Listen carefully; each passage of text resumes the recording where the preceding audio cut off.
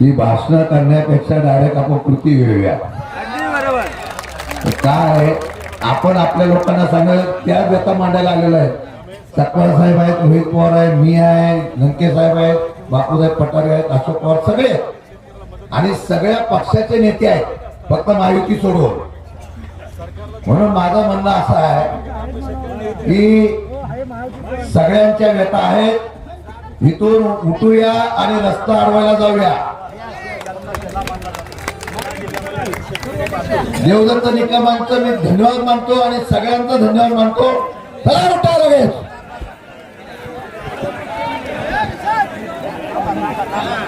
छत्रपती शिवाजी महाराज की.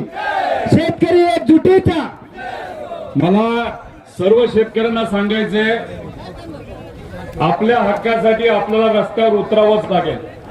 काही शेतकऱ्यांनी आम्हाला सांगितलं की जेव्हा बिबट्याचं प्रकरण मोठ्या प्रमाणात या भागात वाढलं होतं तेव्हा पोलिसांनी आमच्यावर विविध प्रकारच्या कारवाई केल्या. मला पोलिसांना सांगायचं, सर्व पक्षाचे नेते या ठिकाणी आहेत.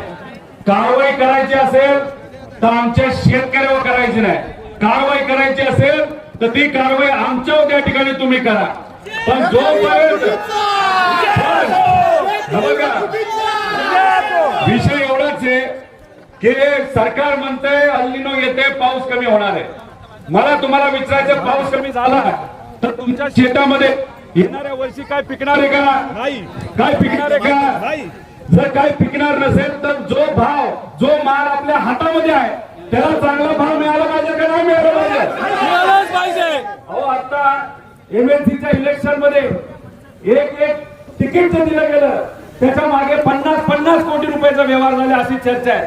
आणि मग आमच्या शेतकऱ्याने कष्टाने पिकवलेल्या कांद्याला 10 रुपये अतिरिक्त मागितले तर काय चुकतंय? काय चुकतंय का? चुकतंय. मग आपल्याला किती रुपये पाहिजे? रेट 30 रुपये. आपल्याला रेट पाहिजे 30 रुपये. 2023 ला देवेंद्र फडणवीस साहेबांनी काय सांगितलं होतं? आम्ही शेतकऱ्याला 24 रुपयाचा भाव देऊ. मग इलेक्शनच्या आधी 24 आणि इलेक्शन झाल्यानंतर 12.5. हा कसला नाही आमच्या शेतकऱ्यावर?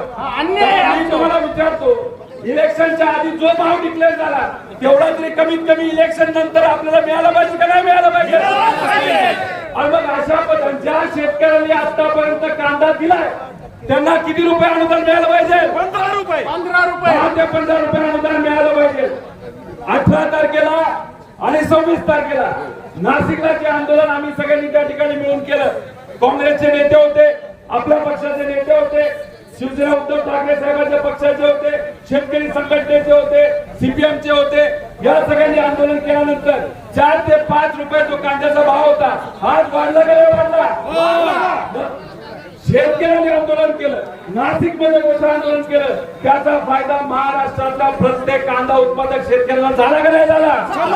आपल्या सगळ्यांची जबाबदारी आहे की आपल्या हक्कासाठी आपल्याला जर लढायची वेळ आली आणि सरकार जर आपलं ऐकत नसेल तर सरकारला आपल्याला गुडघ्यावर आणावं लागेल. आणि त्यासाठी जी कुठली भूमिका आपल्या सर्वांना घ्यायची ती भूमिका त्या ठिकाणी आपल्या सगळ्यांना घ्यायची.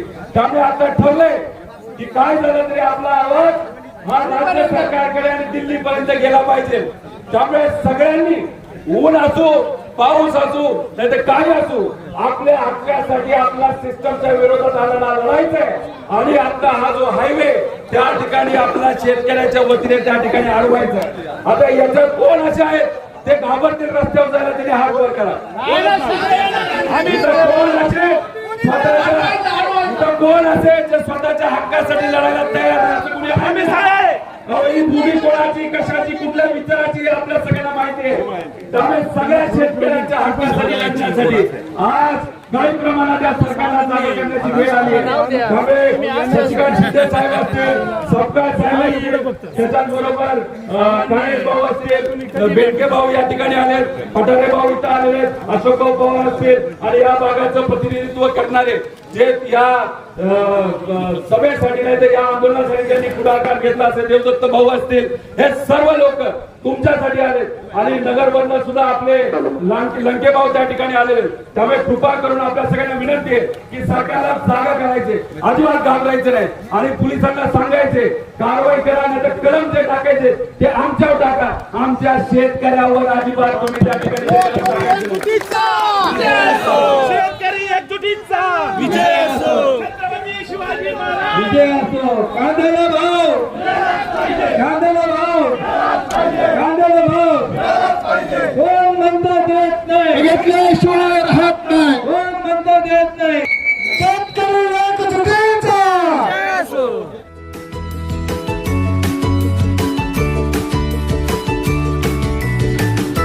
बातम्या शेतीच्या, बातम्या मातीच्या,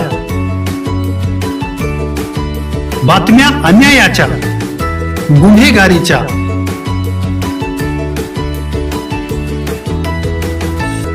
राजकारणाच्या आणि समाजकारणाच्या, शोषणाविरुद्ध बुलंद आवाज, जनसामान्यांच्या हुंकाराची गाज, सत्कार्याला प्रोत्साहन, दुष्कृत्याला अनुशासन, निर्भीड, निस्पृह, सडेतोड, बेधडक आणि रोखटोक म्हणजेच विघ्नहर टाइम्स. शोध बातमीचा, ध्यास सत्याचा. आपलं चॅनल, आपली बातमी. सबस्क्राईब तर कराच, पण बेल आयकॉनवर क्लिक करायलाही विसरू नका.